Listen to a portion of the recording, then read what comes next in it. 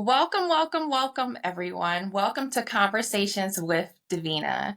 I'm your host, Davina McLean Randall, and today we have an incredible story of resilience, faith, and triumph. Our guest, Kirsten Lemus, is a wife, a mother, and a true overcomer. She has faced several life impacting illnesses, yet through it all, she has remained steadfast in her faith and committed to spreading positivity to those around her. Her journey is one of strength, perseverance, and inspiration. So, you all hold on tight because in this episode, we'll dive into her story, which is truly impactful. So, now I would like to welcome Kirsten to the show. Welcome, Kirsten. Thank you so much for coming on.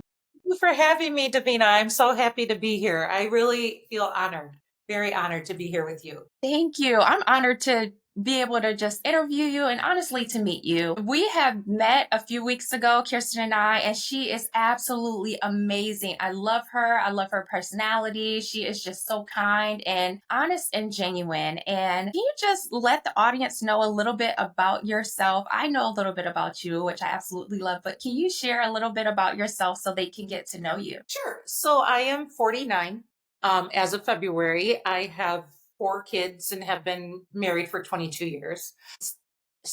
I'm a pastor's daughter, which I always think is kind of part of my faith walk, a big part of my faith walk journey. But then I had a big career in finance most of my life. And then when I was 41, I started a major chronic illness journey. I had always had some health issues and always had some things that were kind of quirky about my body. My body always grew some lumps and things that were unusual and had unusual pregnancies and things like that, but we had never really been able to piece it all together.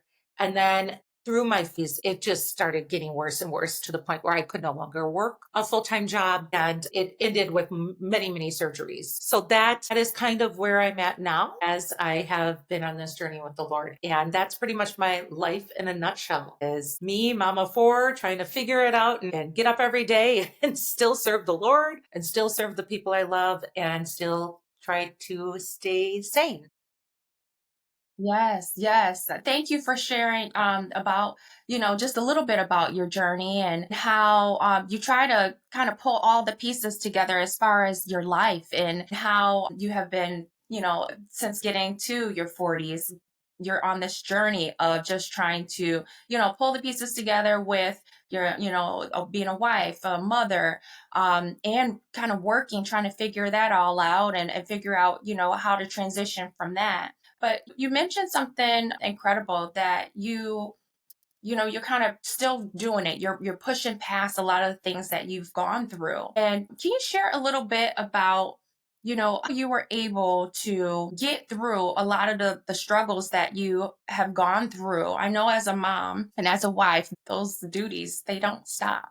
A lot of things that happen on a day-to-day basis, you're still responsible for. And, you kind of you're still in it. So how did you find the strength to kind of keep going with a lot of the challenges that came at you? Thank you for that question. I think that I want to make this really clear. It's daily for me. I haven't mastered this. I haven't figured it all out yet. I have good days and bad days, just like anyone else. And that's where our faith comes in, right? That's why faith is so important because we have to surrender ourselves to the Lord and his plan. Because if we don't, on my own, I'm just going to mess everything up. In the beginning of my journey, I thought that with each doctor I saw and every surgery that I would have, I was going to be all better. And that this doctor and this specialist and this surgery is going to fix me. Then I'm going to go back to wife, mother, career woman, volunteer. I had a dad at the time of my beginning of all this who was struggling with chronic lymphocytic leukemia,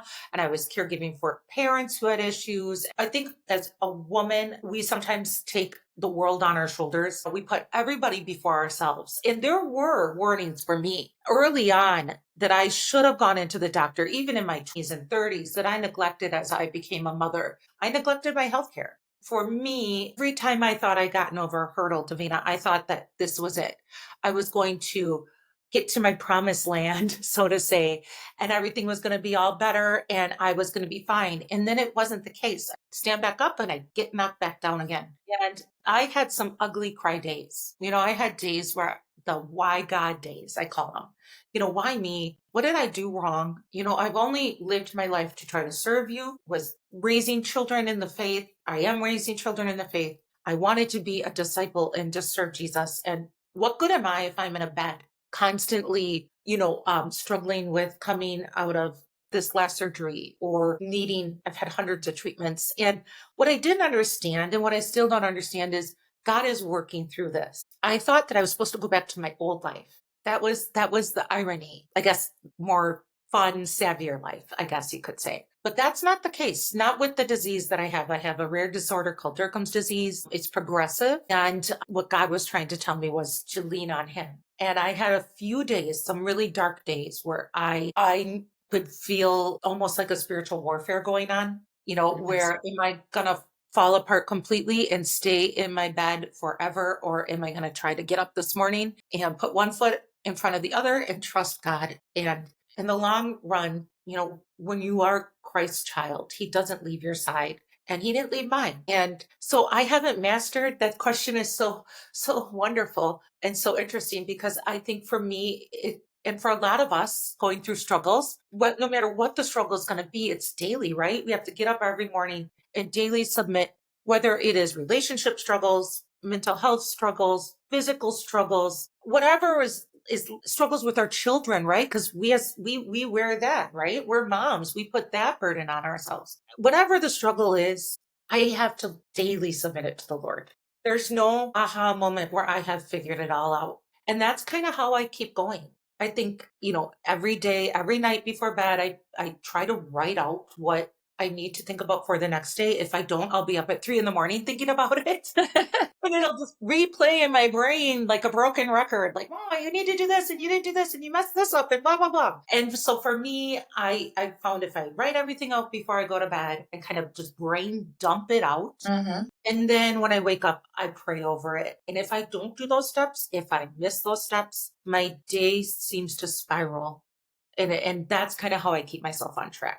Wow, you said a lot of key things. I call them nuggets, but you said a lot of key nuggets that I absolutely love and have taken in as well. But you said just a few things that you submit yourself on a daily basis, and that your faith played an important role in how you are persevering and how you're overcoming. No, it's not perfect. You're the way that you're getting through things on a daily basis is a struggle. And you even mentioned that, and I'm sure the audience, because I know I can just resonate with you when you mention like that spiritual battle. I think there's so many times that we have that spiritual internal battle that we're fighting, whether you are a believer or not. There are battles in your life, eternal, where you're struggling. You're struggling. Some people struggle just mentally or just so many different things. And it's important to try to find out what works best for you to help you maneuver and get through and push through. And you talked about your faith being that focus, like your faith, the Lord, building that relationship and leaning completely on Him, no matter if you're understanding what's going on or not. I can honestly say that I had some why God days as well. When I kind of even sometimes today I think, yeah, I even ask, okay, why? What is going on? But I love the way that you mention, your faith, because, your faith for me, it helps as well to get through those tough moments. But to hear it come from you makes a huge just difference for me. And I think my audience would probably say the same. So you mentioned there were some specific moments or just moments that you reflected back on of struggling, feeling like, what, am I ever going to get out of bed? Mhm. Were there any specific moments where you felt like, and I think you kind of mentioned this, that you just wanted to kind of just give up? Like, you know what? Sure. I just want to get up. Give up. What helped you during those times to say, you know what? I'm going to shift my mindset. It's going to be different and I'm not going to give up, although I feel like that internally. I for sure had those days. And one specifically was I found one surgeon willing to work with me. And I had to travel to get to this surgeon to Chicago, which was really only like 2 hours for me living in Wisconsin. But post surgically, I ended up with drains in my abdomen. And so we were driving back and forth to Chicago to see if I continue to need these drains in my abdomen. And I remember I sent my husband, once the drains were put in, I sent my husband, like, we had a planned a weekend getaway with the kids because I had had so many surgeries and I still had younger kids. And we had hoped that we could get away for the weekend. And on the way home from Chicago, I said to my husband, you need to leave. You need to leave and you need to get the kids out of the house. I said, because I am in no state of mind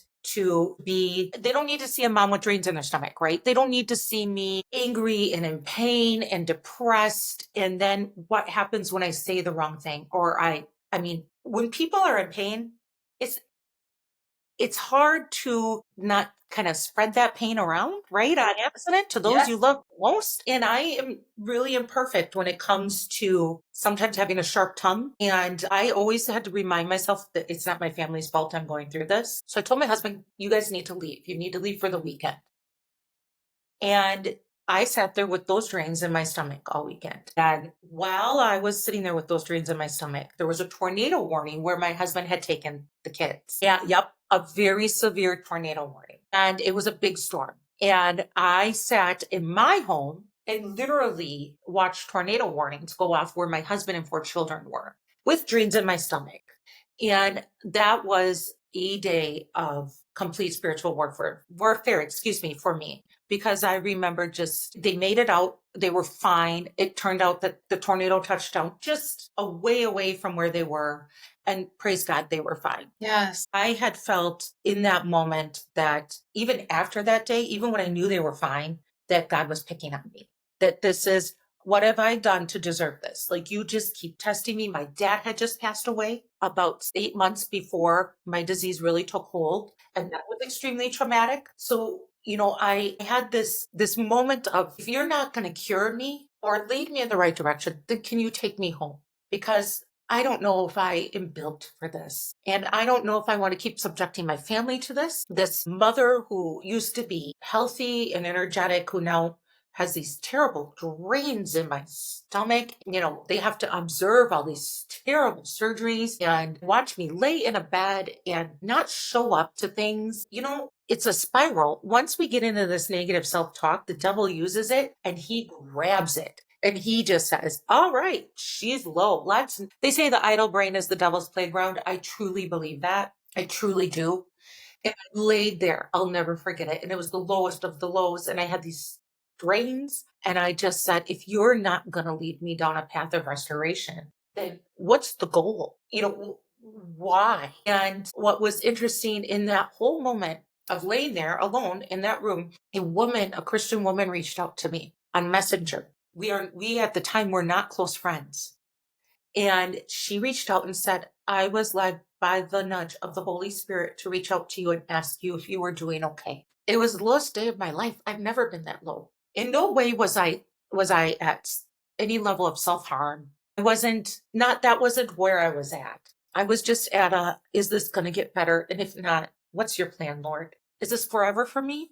And when she reached out, it showed me that God heard my prayer and used her as a vessel to remind me that he loved me. And she had no knowledge of me being sick. She had no knowledge of me having surgeries. We became friends because I purchased furniture from her at her shop.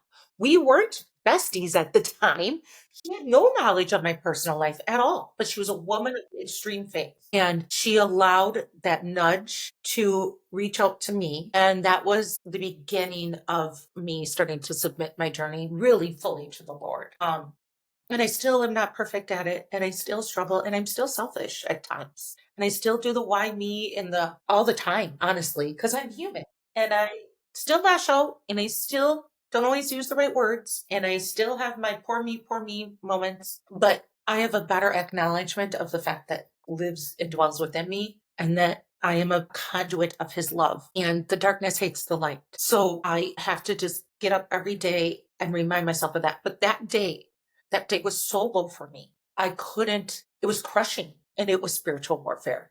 It was crushing me. I've never felt anything like that. And it was an acknowledgement for me that the Lord does hear our pleas. He does hear our cries. He Yes. does. He doesn't always answer our prayers the way we want him to, but he's not neglecting us. And he never said the journey would be easy, but he promised us we wouldn't walk alone. I mean, look at you, Davina. You're making sure people don't walk alone. What an incredible inspiration and testament you are.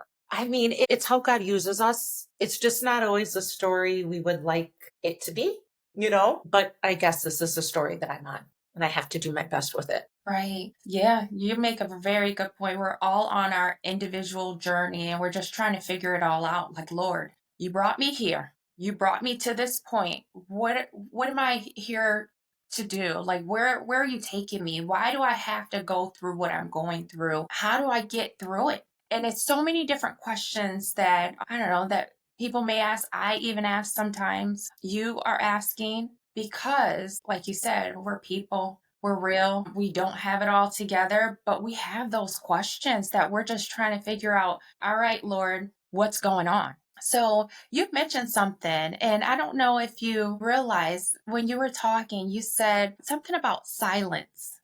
And the silence impacts sometimes you believe negatively to not have silence, but to have it filled with something. Can you touch a little bit more on that so people can truly understand what you meant by like not having silence? You said something about silence and having like you have to fill moments with something. And the way I took it in, and please just let me know what you think about this. I took it in as having some either inspirational music or something playing in the background, reading your word, studying, listening to sermons, something that's going to help motivate you and push you in a direction, or even podcasts, something that's going to push you in a direction to stay motivated, to stay uplifted regardless of what you're going through. That's how I took it. But can you share a little bit more of what you meant by that so that we can just dig a little bit deeper to help others who may be kind of struggling right now? So for me, silence can be good and bad. It can be the moment of prayer, self reflection, a time of peace. I have 4 kids. There's not a lot of silence. I have 3 dogs, but silence can be, for me personally, a really good time. I do pray a lot. I do have a lot of praise and worship music on in the background. I do listen to a lot of sermons and podcasts and devotionals and things like that. But I also found that for me, silence can be depressing sometimes. If I don't view it as a chance of restoration and peace that God wants me to have, if I get in my head too much, if I overthink things, if I start spiraling with anxious thoughts, if I replay things that I think I've done wrong over and over and ruminate and ruminate. Oh, why'd you say that, Kirsten? Why'd you do that, Kirsten? Why'd you lose your cool on your teenager? I have 3 teenagers right now, 3. Okay, like you lose your cool. I'm a human being. So silence for me can either be a tool that I give to the Lord for restoration and peace, or I can use it for things that are self-deprecating. And that's not good. When I start to overthink, what did I do wrong? Are my kids going to turn out okay because they have a sick mom? Are my kids affected by all of these surgeries? When I was on those pain meds and I lost my cool, have I traumatize them? Are they going to be okay? And then I go into this like almost over apologetic state of mind. I'm so sorry, kids. I'm sorry you have to deal with that. Silence can be good or bad for me. Really, it can be. And I think God only wants it for good because the Bible says, be still and know that I am the Lord. But remember, we have the devil always on our shoulders saying, "Oh, but remember you did this wrong.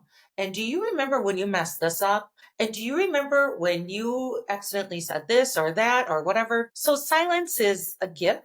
But for me, I have to make sure that I'm keeping control of my thoughts. Otherwise, they ruminate and they can be very negative and downhill spiral for me. Yeah.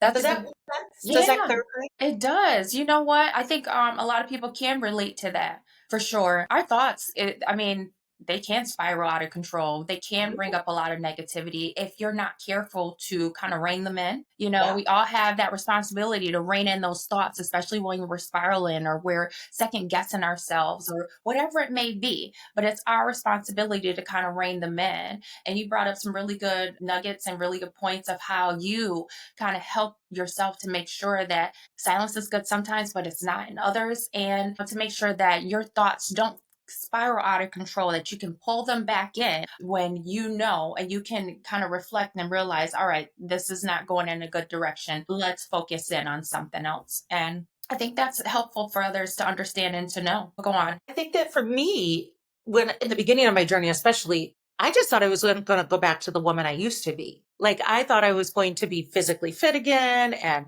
a businesswoman again and able to travel again and the person I used to be. And so I felt that this comparison cycle was really bad for me because then I wasn't accepting who God was turning me into, which is still worthy of love and still loved by Jesus just the same. It just looks different now. The story's going differently. And that's what God does in people's lives, right? Look what he did with Paul. I mean, Paul was once Saul killing, Christians, and then he became a disciple. God has this way of taking our journeys and pulling them in the direction he wants us. But my brain, my ego kept saying, no, Kirsten, you're going to have this surgery and then you're going to go back. And then when I didn't go back, I felt very insecure and I felt very low and unworthy and I wasn't making an income. So I didn't feel like I was contributing to my family.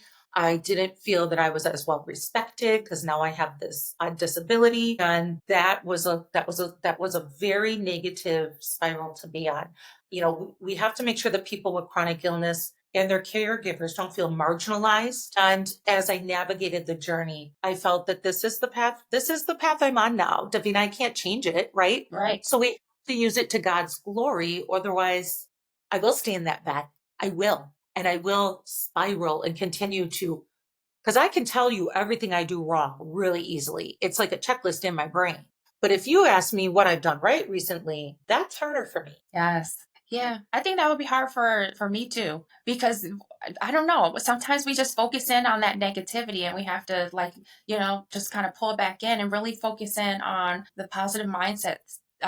Focus in on positivity that's happening in our lives. And that Okay. brings me to some things that I often tell and talk to my clients about. I talk to them, and I would like you to share maybe some strategies that you do. But I talk to my clients often about having like a positive gratitude journal, which is reflecting on two or three positive things each day. And once you reflect on those, write them down, and each day do that. And then try not to repeat those positive things and look back on that journal when you're having a difficult time.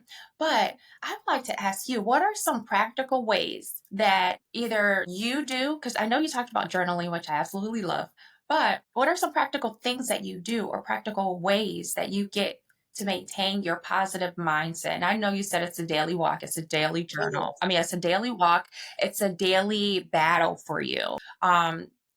To make sure that you stay positive, but what are some key practical things that help you from day to day, and if you can just maybe list a couple things so people can really truly understand and maybe use some of the strategies that you're using on a daily basis. So the funny thing about the gratitude journal is I have mine right here. So I do that. But I think for me, I have some really close friends who are Christians and they are the unconditional loving friends that I can say, I just feel terrible today. I'm having a low day. See, with Durkheim's disease, you get flares. And I haven't been able to always figure out the trigger for my flares. So planning social activities for me can be really, really hard. And I learned early that I needed to communicate that with others. So if people are struggling, they need to find safe people to communicate their struggles to. Safe people. I always say less is more when it comes to that. If you have a good couple good quality friends, then you're really blessed. I've never like now I'm just starting with the podcast world and starting to share my story, but I kept it pretty close for like a long, long time. And finding those safe people that you can say today is a bad day, and they, especially if they have a strong faith, they can pull you out of that.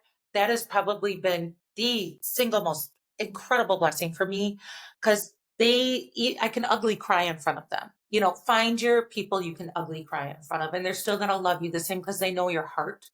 The other thing that I've learned to do for me is I'm the queen of negative self talk, but I also have learned how to positive self talk. Kind of say, Kirsten, is this realistic? You're having a bad day, but what's going right? Yeah, it took me a long time to realize we could control our thoughts, through prayer and supplication to the Lord.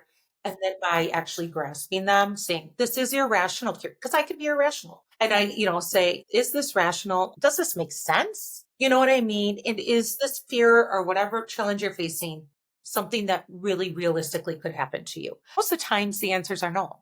It's not rational. It's probably not going to happen to me. Davina? No. But I think for me, challenging my thought process, and now I have to be careful because I can over challenge myself. Yes. The gratitude journal is important, but I would also say surround yourself. And if that it needs a Christian counselor, I'm a big believer in counseling. I think that it is a sign of strength when you finally say, you know what, Lord, I need help. Show me the right person. Talking to a pastor, talking to your church friends, finding a good congregation or spiritual outlet, whatever it is, those things feed my soul. And that would be my best advice to anybody going through trials and tribulations right now. Wow, those are some good, really good points, and I call them nuggets that you just shared with everyone. So, a couple more questions. Despite everything that you're going through and that you've been through, you continue to inspire others. You are, like you mentioned a little bit ago, you have your own podcast that you're doing, and you're spreading positivity and you're being real about, so many things that people need to hear about. So, what drives you to keep going to spread that positivity to others despite what you're going through? That's an interesting question because from diagnosis till probably about 6 months ago, I was so busy going to doctor's appointments and treatments that I was in the thick of the fight, and that's a lot of us when we go through our trials and tribulations, whether it's a chronic illness, whether it's grief, whether it's a divorce, whether it's a child going through something, whatever we're traveling through. Sometimes, you're in the thick of fighting it, right? You're just trying to fight to get back to some semblance of peace and order in your life. While you're in the middle of that fight, you cannot see the road ahead. You are so caught up in the fight, and you have to trust that God's going to lead you down the roads that you need to go on and give you the weapons that you need for this battle. Oh, yeah. But what happened to me was I sat down with one of my best friends, one of those spiritual, wonderful friends, and I said, I had this aha moment after probably my 5th surgery that this disease is not going to go away. The thing with Derkham's disease is you can see it. You can physically see my lumps and bumps, and you can see it. And I had this aha moment that this is who I am now. And there's very little research on rare diseases. And after the drains in the stomach and after all the surgeries and all of hundreds of treatments, I had this aha moment. This is who you are. And I lifted up a prayer to the Lord saying, okay, fine, I get it. I can be stubborn. And I finally said, okay, I get it. This is who I am now. I'm no longer going to be a businesswoman. I can't work 40 hours a week. I have so many doctor's appointments. I have to focus on prioritizing my family. That's the energy that I have during the day, which isn't a lot. I have to give to them. So what's your plan, God? I get it. What do you do when a problem's not going to be solved? What do you do when God says, I'm not going to stop this for you? This is your journey now. And I think we're used to medical world just solving things and curing people, right? And saying, oh, here's your ointment or your medication. I won't have that yet. And I sat down with my friend and I said, okay, there are so many people with my disease and other diseases similar to mine who are struggling. And I said, I want to start some type of business or something to support them. And she said, Kirsten, start with a podcast. And at the time, I thought that was kind of silly because I wasn't listening to podcasts at all. And I said, no. But I had met a woman when I was healthy in one of my women in business groups who was a podcast coach. And I always put that in the back of my brain, kind of like, what an interesting job. And I reached out to her. And then I said, I think I would like to start a podcast for those living with chronic illness and their caregivers or anyone who's ever suffered from a chronic illness, because I would like to give them a voice and also help them, because it's very marginalizing to have a chronic illness. Once you can't work, you feel unproductive in our society, and people judge you pretty harshly. And that was hard. And my disease dysmorphed me. I've been blessed with surgeries that have helped me actually get some semblance of myself physically back. Within 6 months, I was dysmorphed after diagnosis. It took a hold of me and diseased my tissue, and it tapped my joints. So that I didn't realize how vain I was. That was shocking. I never thought of myself as vain. And I now had the opportunity to see what it's like to be judged for not looking the standard of what society wants you to look like. Okay, I'll start this podcast, but it's got to be to God's glory. It can't be to my own. Otherwise, why? If we don't use what we're going through to glorify the Lord, then what good is what we're going through? Thank you so much for just being vulnerable and for sharing, Yes. because I think a lot of people understand, but then there's some people who maybe aren't Christians. They may not believe in the God that we serve, the Most High. So really just share what you've been through and how you rely on your faith and how you rely on God in every moment, regardless of the outcomes. Because I think a lot of people may think, well, if I'm a Christian or if I become a Christian, everything's going to just be perfect. Right. Yep. Yep. And it's not the case. I don't know, from my experience, it sounds like from your experience, it's not perfect. But even though it's not perfect, the peace and sometimes what you feel inside during those difficult moments outweighs, I don't know, for me, my knowledge of what perfect is. I can feel those things and it helps me to move past it. So thank you. Thank you for sharing that, because there's a lot of people that, whether they're Christian or not, we all get hit with obstacles that feel like we're just getting slapped in the face really hard all the time. And just trying to figure out what can you do during those moments is very helpful. All right. What is the biggest lesson that you learned, just in general?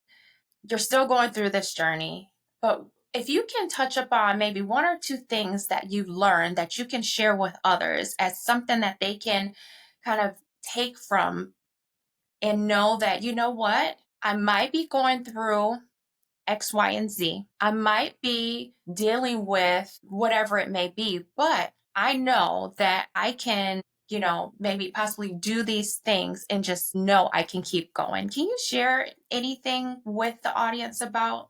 I think that I had to realize that life is, daily. In the Lord's Prayer, we say, give us our daily bread. And I think that because of my career being planning, I was always so into future planning and planning for the future and the what ifs and what if this and what if that and risk management and all of these things. And one thing that I think I've accepted is I have to take life day by day, and I have to extend myself some grace, Davina, on the hard days. And if that means that I can't show up to a social engagement because I'm having a bad flare, or if that means that I can't do the things I used to do, I have to learn to adapt. And I have to trust that God's going to lead me on that path. And the other thing that I've learned is to advocate for myself. There have been some real miracles through my journey that, I've prayed, but you can't just pray and then expect God to be like, healed.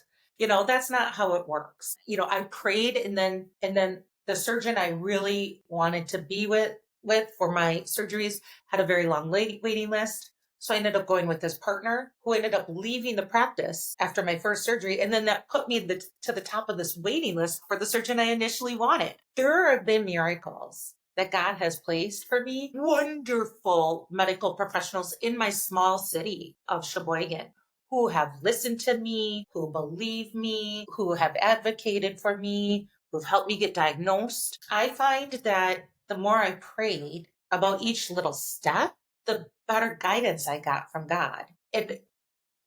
And I accept it now. I think it took me a while to accept that this was where my life was going to be at, and submit that to the Lord and give him control of it. I think I wanted control, and control was just, there's nothing in my control, Davina. I can't control it. So I think that for me, I had to learn, yes, you submit everything to the Lord, but also God expects us to do some work too.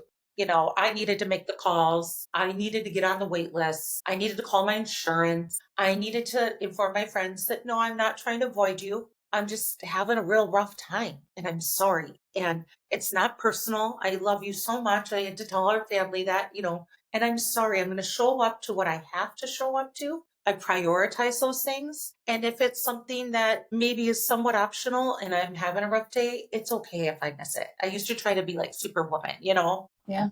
Okay. It's okay to cut yourself some slack and not do what you think you need to do every day. Rest is really important. And I think that we need to prioritize rest. Yeah. I love that you shared that you are just upfront with your family and friends and you let them know. Sometimes it's hard to do that.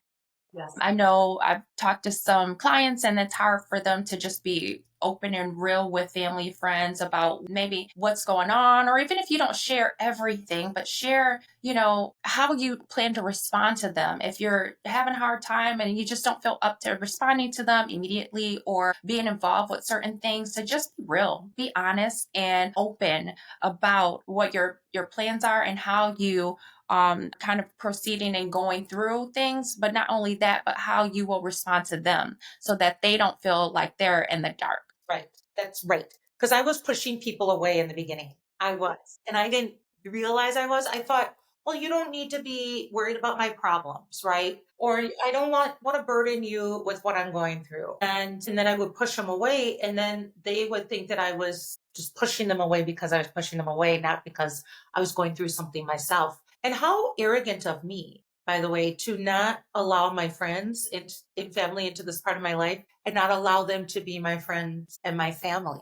I had made this decision that this disease and this prognosis was too much for everybody and I could do it alone. And really, how unfair to not allow the people whom I love and who love me in return to be a part of my life and my journey. The thing that I'm cognizant of is that I need to make sure I'm still a good friend to my friends. They're going through things too. I don't get to be the only one ever having a bad day. That's not okay. So in the beginning, I pushed people away. I did. And I didn't realize it was COVID time when I got my diagnoses. So I think we were all isolating anyway, right? And then I didn't have my diagnosis for Derkham's disease yet. I was navigating other diagnoses. And then when you get a rare disease, you have to explain it to everybody. And it just got so much easier for me to sit in my bedroom with my 3 dogs and self-isolate, which is not good either. And then finally one day I kind of, after praying, God was like, you're not being a good friend to your friends because you're not letting them be a friend to you. You always want to run and help everybody else, Kirsten, but now you won't accept help in return. And isn't that what friendship is, right? Christian friendship, we're supposed to be there for each other and bear each other's burdens. So I had to humble myself to let people into what was going on and get rid of my ego, check that at the door, and then recognize that even though I was going through a lot, my friends are going through things too. And so I have to make sure that my friends and family get the best of me, and they don't always get the best of me. But what I can give them, I try to work hard to make sure that I show up. That's my goal. But yeah, it's a journey. Yes. Work in progress.